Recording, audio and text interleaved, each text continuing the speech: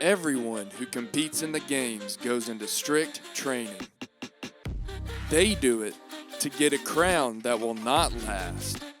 But we do it to get a crown that will last forever. This is the Training for an Eternal Crown podcast. Hey guys, we want to welcome you into a weekly update here from Count Ministries. We're in the dog days of discipleship here in Count.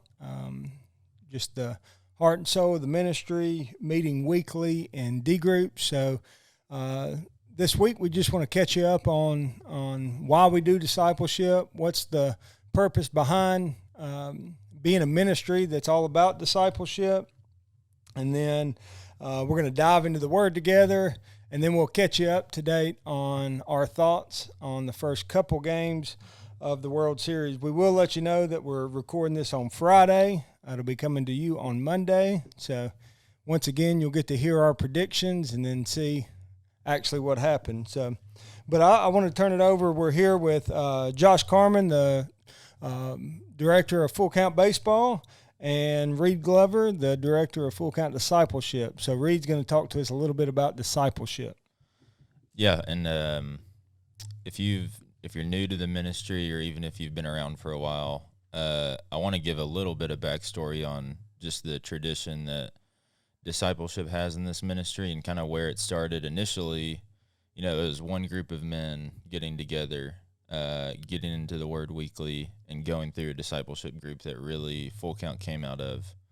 And then really it followed after that by going into high schools and starting high school D groups.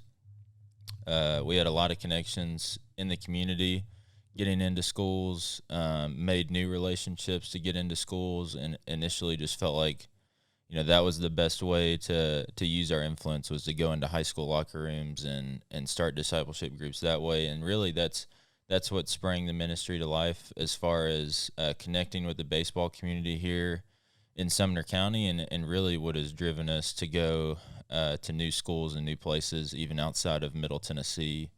But kind of the new thing we've been pushing as a ministry is this theme of, where is your relationship? I think the more we see Full Count continue to grow and God open doors for us, the more we realize that we can't have relationships at every high school across the country, and especially internationally. We think about the model that they use in Nicaragua and in Honduras, and just connecting and building relationships in the baseball community with different kind of factors that bring groups together, that bring different flocks together. And so we're really pushing to help our volunteers, and even you, if you're a new listener, think about where your relationship is.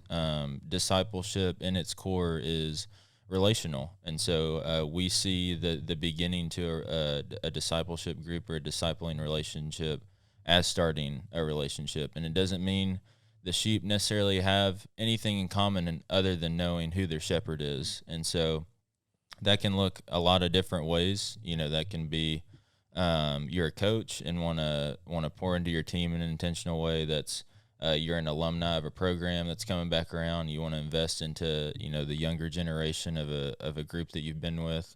You might have your own facility, or teach hitting lessons or pitching lessons, and want to provide something more intentional.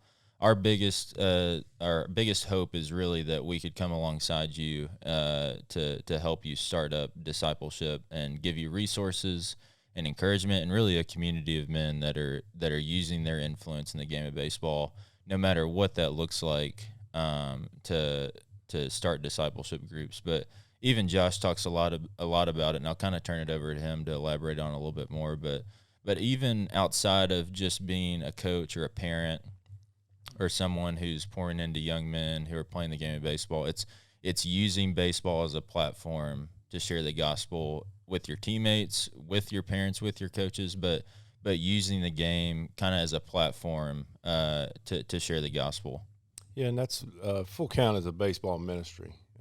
We're razor focused on baseball players and using the game as a platform to engage and build relationships, teach the word, and model obedience. And you said it, discipleship begins with a relationship. It's really difficult to disciple someone that you don't have a relationship with. Now I'm saying it's impossible because people disciple other people from afar, and they don't even know it. But having a relationship with somebody and earning that right to speak into their life, that's a big deal. I'm doing it now with a team, just earning my right to speak in front of them. So Jacob talks about it all the time. It's a long process. It's not something that's just it's not a quick hitter. You got to get in there and you got to build relationships, earn your right to speak, and then the process of discipleship begins. And baseball is just the platform that we use. You know, there's so many things in the game that kind of go hand in hand with things we read in the Bible, and you can use the game to speak. So, baseball is a big piece of it.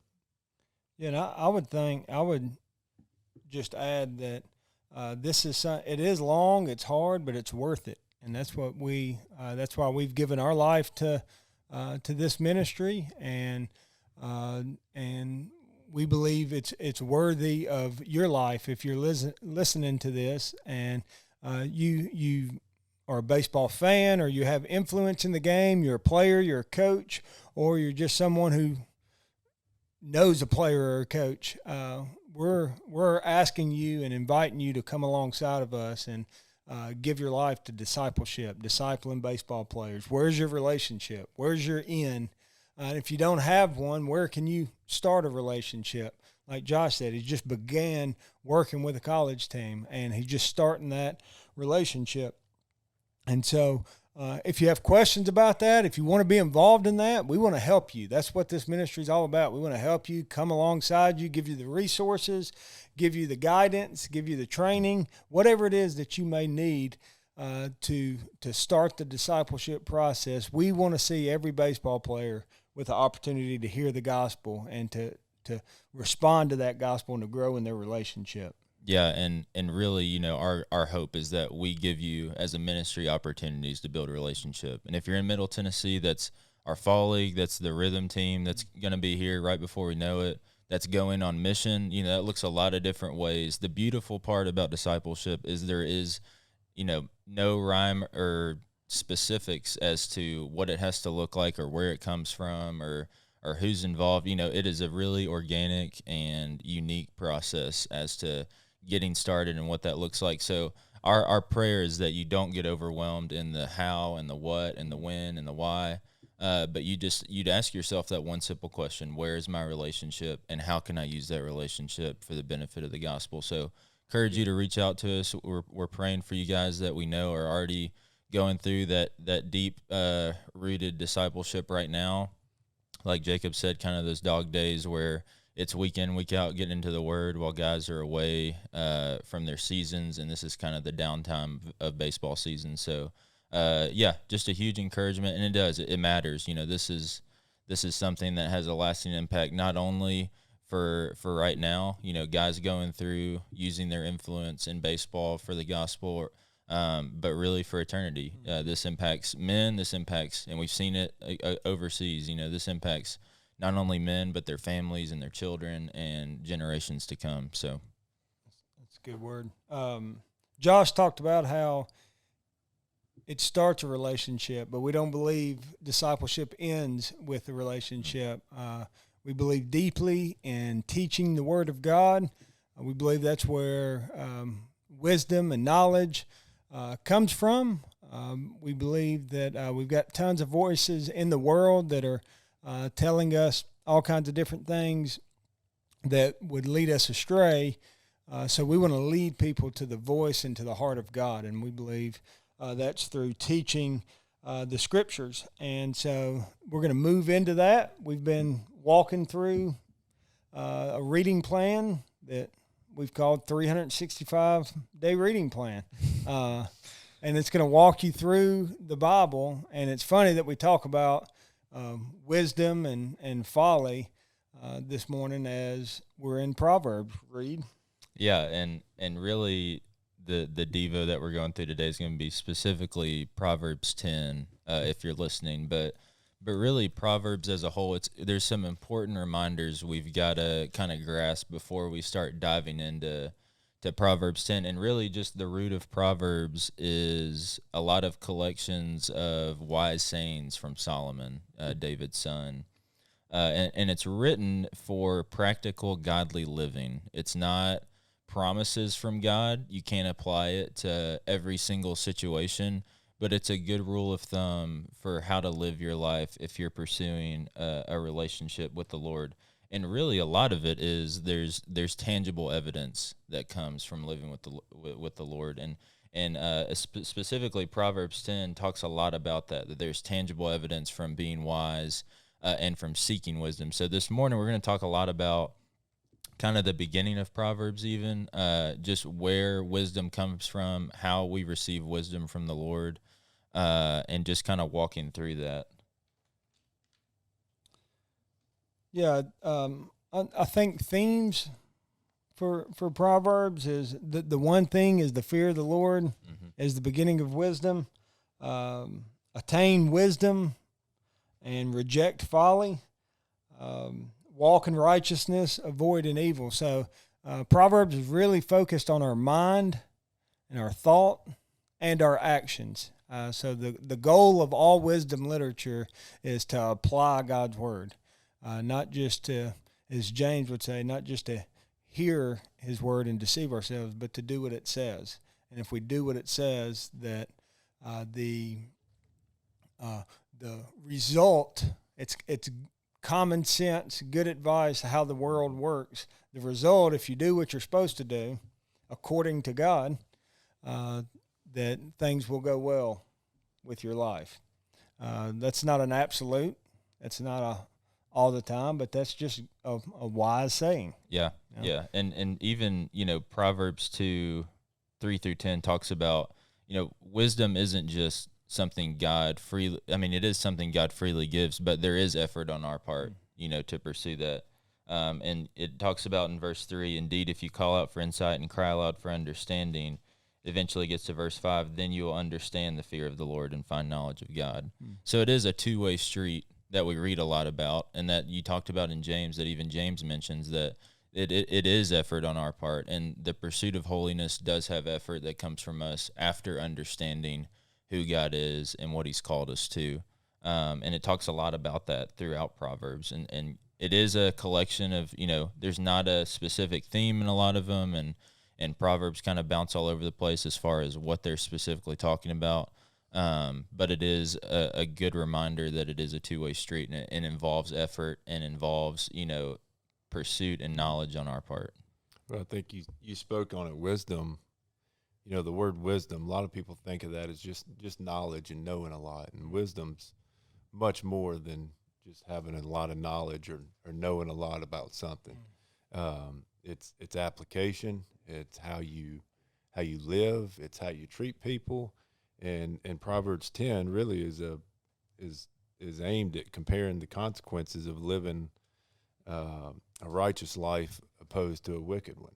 And so you kind of see that contrasted in Proverbs 10 over and over again, that the wisdom is this, but wickedness is this. Mm-hmm. And so it's a result of how you live, not just about what you know. Yeah, and there's a stark difference between the wise and the wicked. And that's something we don't like talking a lot about. We don't like talking about, I need to look different than those who don't know the Lord. Because a lot of our culture it's hard to distinguish a believer from a non-believer, unfortunately, and we tend to fall into tendencies that non-believers follow, and we hold our standard to those around us, like cultural holiness. We're really okay with, and we've made it okay in our lives, in our homes, and in the way we live our lives in our workplace. And really, God's standard is higher than that. It's not just conforming to the patterns of this world. It's not falling into kind of the wide path that we see those around us walking, but it is a straight and narrow path that not many people find, and many people that don't walk along that. And there's a clear evidence that the way we speak, Proverbs 10 talks a lot about speech and the way we use our tongue, the way we interact with others, the way we love people, the wisdom that we are attaining, not worldly wisdom, but godly wisdom.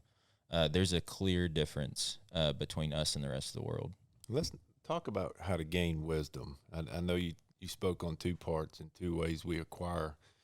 It's a God-given gift, and then it's through actively in a rigorous search or seeking wisdom from God's word. But I mean, what are other ways that we acquire wisdom? Through our failures, maybe? Do you gain wisdom through your failures? I think about, the saying, I guess, was it Michael Jordan who said that I grew a lot in my failures? If I don't fail, I can't remember the stat, but he talked about taking the game-winning shot like he's missed it so many times. But if it wasn't for those, if he didn't have the ball, I can't remember the stat. I'm going to mess it up really bad, so maybe we can put that in the notes. But something about so many times I've taken the game-winning shot and failed, and he's learned through those failures how to succeed in those moments. Yeah, so I think there's a lot of wisdom to be gained in your failures in life, whether it's through somebody else pouring into you, through getting in a room and getting alone with God and letting Him reveal to you. So I guess that would fall into the seeking category. But I feel like you can gather wisdom through your failures, and then maybe kind of bury the memory of the failure somewhere. Yeah. And we can, this is an easy connection to baseball, Yeah. You fail 7 times out of 10 and you're doing all right. Especially, we were having a conversation a couple weeks ago about how many guys batted over 300 this year compared to years past. And I think it was, you go back to even just like 1995, 1996, there were, 50 plus that hit 300 or better, maybe 40 plus. And in today's game, I think there were maybe only 22 to 23, and that might not be exactly accurate, but cut in half as to how many guys hitting over 300 compared to just probably 2 decades ago. But you're right. There's a lot to be gained from failures, and the failures really help us lead to successes. You even think about David's life, and in the mundane and the little things that God is teaching him. How the lessons to learn from his failures. But the fear of God is also a unique concept that is difficult for a lot of people to grasp. Jacob, talk a little bit about just fear of the Lord and really how we understand that as believers. I wish I could talk about it. I wish I knew it more well, but I do know that it is when you talk about how do you gain wisdom, you grow. The Bible is clear that you grow, or Proverbs is clear that you grow in your fear of the Lord, and I think it goes hand in hand with humility. One aspect of humility is not just, I've heard it said, like, don't think about yourself less. It's don't think about yourself at all. Well, I would argue that humility is understanding that God is God and you are not God, and you sit underneath the reign of God and His authority. And I think that brings fear and trembling in one sense, and if that's directed in the correct spirit and way, it brings about wisdom and how we live. We understand that He's in charge, that we're not, and there's this reverent fear of the Lord. So I think it starts with humility. My biggest problem is I want to be my own God, and I want to decide what I want to do, and I want to be in charge of my life, and I want to make decisions that I think are right without any counsel from the Lord. And the Proverbs is a book totally about that. And then in the New Testament, we see that Jesus is the wisdom of God. So he is the fulfillment of these Proverbs. He embodies fully the wisdom of God. So we can look to Jesus to to be wise in how we should act and how we should live. So I think there's a beautiful comparison there. But when we talk about fear of the Lord is the beginning of wisdom, the fear of the Lord is understanding who God is and who you are, and submitting to that, and wanting God's wisdom in my life to be implanted into my life is the way I see it. Yeah. And really, you know, this really proverb opened up my eyes to where I'm looking for wisdom. Even you talked a little bit about it, just wanting to be my own God, make my own decisions. It's easy to think, especially in the culture we live in, where we have so much knowledge, quote unquote knowledge and wisdom at our fingertips, that that's the easiest way to find it. When Proverbs 2 verse 8 he's not stuttering. He says, verse 6, it says, "For the Lord gives wisdom, from his mouth comes understanding." That's something we need to cling to as believers. You know, we like going to see what the world has to say about opinions before we make our own, but very rarely is the first place we turn to Scripture for things like cultural injustice or things going on in our world that the news is telling us about, or anything going on. We like turning to see what Facebook says, what Instagram says, what my friends say, what my people at work say. Very rarely, for me personally, is the first place I turn to God's Word to see what it says about it. Yeah, Josh, I think there's, in your D groups as you're talking through this Proverbs, and really this is a good time, just Proverbs in general, to teach on what a Proverbs is, because there's some really practical ways to study or to read this book. I think there's 31 chapters. You could read a proverb a day, and you read through the whole book every month. And there's a lot of pastors, a lot of people that have been doing that for a long time. And that's just filling your mind with the wisdom of God. They're pretty short reads. We do miss some of the magic in the Proverbs because they're written in Hebrew, and they're written to be easily memorized. So just wise saying. So it would be like an apple a day keeps the doctor away. Keeps the doctor away. Like that is a proverb. That's if you do this, this will happen. Obviously, that's not 100% true. You could have people that could eat an apple every day and still go to the doctor, but it's a wise saying. It makes sense. Eat healthy.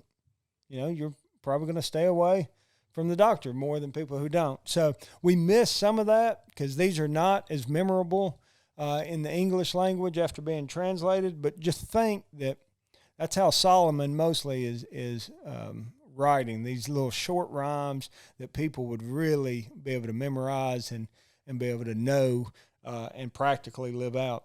But these are very topical too. And the themes in Proverbs are, what sticks out of the page is money, sex, and speech. Mm-hmm. Like it is. So, speak to how in our culture, like why is this important for us to study especially with baseball players and the ages that we're discipling them? Why is because they're living this life right now. They're meshed into that environment. They're in the most vulnerable stages of their lives right now in college and high school. They're somewhat set apart from the rest of the student body just by being a student athlete. Mm-hmm. You're held to a higher standard. You're looked upon differently. You actually wear the brand of the school that you represent publicly. So in some ways you're a public figure, but so you're pulled in many different ways. So this is very applicable to the life that they're living right now. Just we've all been in dugouts and locker rooms. Yeah. We know what goes on in there, and it's no different today than it was 20 years ago. Mm-hmm. You know, maybe more with technology, maybe more appealing or pulling to the worldly side. So getting this knowledge and this word into those areas in a time in a life of a baseball player who's at a vulnerable stage is extremely important. and you can apply this to just athletes, no matter the sport, what the draw is from society and culture, and you see just the way they're immortalized in our world on TV and through social media. But, I even encourage you to go to Matthew 12 at some point in your D group specifically, because it says in verse 34, for the mouth speaks of what the heart is full of. And that's a good talking point to start at with your D groups with this proverb. It talks a lot about speech 7 times. It talks about in Proverbs 10, what is coming out of your mouth, what is on your tongue, what is on your lips. And that's a great place to start. It can get really overwhelming to think about how to apply all these things to your life, how to make a distinct turn from worldly wisdom to godly wisdom. But I encourage you, if you're a guy that's being discipled right now, or even if you're a D group leader, start here. Start with one distinct change in your life that looks different from everyone around you. Maybe you're the only guy in your dugout that doesn't cuss yourself out after you strike out. Or maybe you're the only guy in your locker room that's not listening to explicit music, or not speaking the way everyone else speaks about people at school or your coach because you're angry about a decision you made during the game, or that you're not in the lineup. But this is a great place to start. And really, the root of what it comes out of the mouth is what is in the heart. And that speaks a lot to what you're putting into your mind, the things you're listening to, the things you're looking at, the things that are important to you. Your mouth is a good magnifying glass as to what's going on deep in just the root of your heart. So if you're a D group leader, just really encourage you to start there. And really, speech is something that we're really loose about, unfortunately, I feel like, in Christian culture. And you can't really distinguish the speech of a Christian from the speech of culture the majority of the time. Even in the place that I work and the places that I see, it's difficult. So I think a great place to start would be there. Well, know that we're praying for you as you disciple. We're here to help if there's anything that we can do. If you haven't started a discipleship journey, then we're here to help you get plugged in. There's no better time to start than right now, building that relationship so that you can teach the word and model obedience in the life of baseball players. As we wrap up today, World Series Game 3 is tonight. Moves to Atlanta. Place is going to be rocking. We're tied at 1. Pretty even series so far. I think Atlanta pretty much dominated with the bats in Game 1. Houston did the same thing in one inning in Game 2 and broke the game open. And so it's a pretty even match.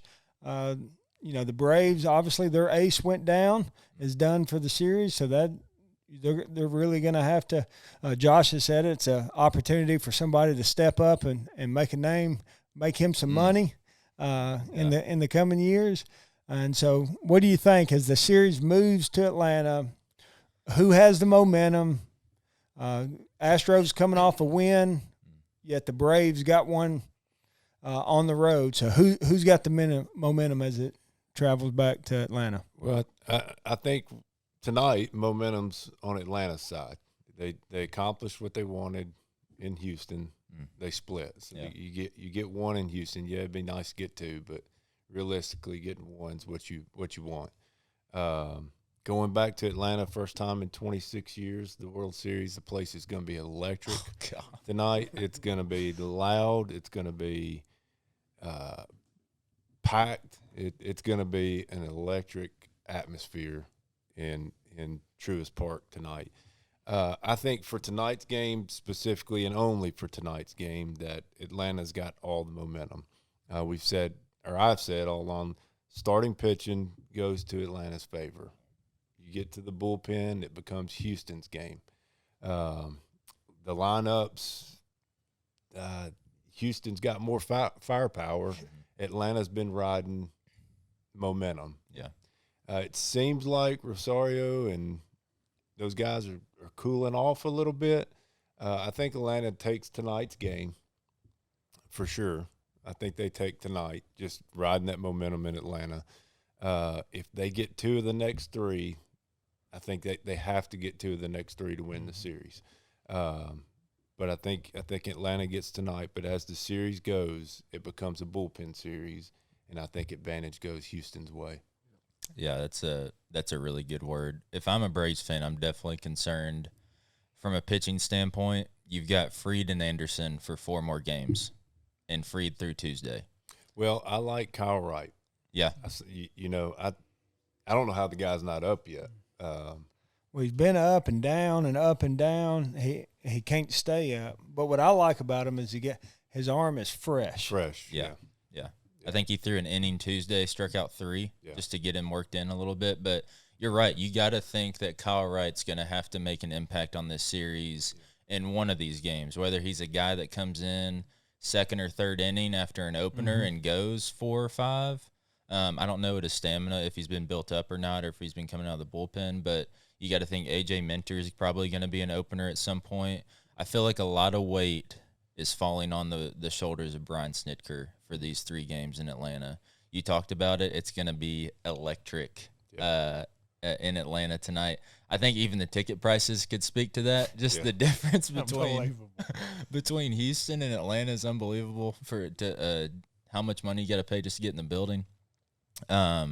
But really it is, Josh. If anybody out there has tickets you want to give the staff a full count, we will gladly go down and report live from the Battery with no problem at all. So if you have those. Yeah, don't hesitate. But it's going to be a lot that comes down to bullpens. You think that – and it was interesting. I was reading on my way in. Yordan Alvarez is going to play. Obviously, he's a strong DH, and if you've ever watched him even run 90 to first base, he's not the greatest athlete in the world. So you hope the Braves can take advantage of a kind of poor defensive outfield. They're having to rearrange some things on Houston's side from an outfield perspective. I think Kyle Tucker is moving over to center. Michael Brantley is going to go from left to right, and then Alvarez is going to be in left. But really, I was talking to Jacob this morning. You got to have 6 strong innings from Ian Anderson tonight. It's good that Tuesday none of your big arms threw out. If you're the Braves, out of the bullpen, the Will Smiths, the Matzicks, all those, are going to be fully rested going into this weekend series. But it starts tonight. I think Josh is right. If you're the Braves, even though it's just a 1-1 series on Game 3, this is a must-win. Feels like it. Yeah, I mean, you got to have Anderson really give you a good start tonight. Yeah, and I think you will. I think you will. It's going to be interesting, and you got to remember, this is the World Series. Anybody's available at any time, no matter how fresh or how tired you are. If you're not hurt, you're available. And these guys know what's at stake. They'll come out and compete. It's fascinating listening to Game 2, listening to the strength of Max Fried was the strength of the Astros lineup. So where he likes to throw the ball, they like to hit the ball. And so do you go strength on strength, or is Max the one that's going to have to throw to where he's not as comfortable just to get their hitters off balance, and then can they adjust and be good enough in their weak spots, or do you go strength on strength? And it's just fascinating to see how much data, how much understanding of, and those 2 guys have never seen each other. Like Max has never pitched against, I think, all 9 of the hitters in the lineup that night. So they're learning each other too. There's just so much going into it. But I agree with you guys. I think the momentum is with Atlanta as they come home. The atmosphere is going to be there, but with the momentum comes all the pressure. I think Houston can lay it open and just come out swinging like they will. And I think it's extremely important for Atlanta to get out to a good start. If they get down, the pressure will, I believe, just mount, and overtake them. So it's important they get out of the gate either even or up a little bit so that they can start to play. That's a good point you just made. If they get down or they lose tonight's game, a team that's riding a high and a magical run, will the pressure just smother them? Yep. And remember who's in the other dugout. Dusty Baker who's won almost 2,000 games, been around for a long time. After game one, they asked him, "No, we're not panicking. You know, we've been here before." Yep. So they got an old veteran in there that's been around for a long time. They got veteran players on the other side Who've won it before. have been there and won it before. So it'll be interesting to see if the Braves. I'm like you, Reed. I feel like tonight is a must-win for Atlanta. Yeah, and we even talked a little bit about it in our last podcast, just the postseason experience in that Houston clubhouse. Yeah. This is when you need it, and the Braves don't have much of it. They got kind of a hodgepodge of guys, which you tip your hat to the Braves for just putting this season together, knowing Acuna's out. They've had a lot of injuries. You know, Soroka's been out since the very beginning. You got Morton go down now, so you tip your hat to them for what they've put together and the special team they've got. But this is when, you know, those previous postseason experiences, those dividends start paying on nights like tonight and really weekends like the one we're about to watch here in Atlanta. Well, you're catching this on Monday, so you'll see where we're right, where we're dead wrong, and anywhere in between. But tonight will be game 5 regardless. Is that right? 3? Oh, nope. Monday. So it's Monday. No, this will be an off day. So might have a World Series champion. Yeah, unless someone sweeps the 3 games in Atlanta, then we'll be playing on Tuesday night. So thank you, guys. Hope you have a great week, and we'll catch up with you next week. This is the Training for an Eternal Crown podcast.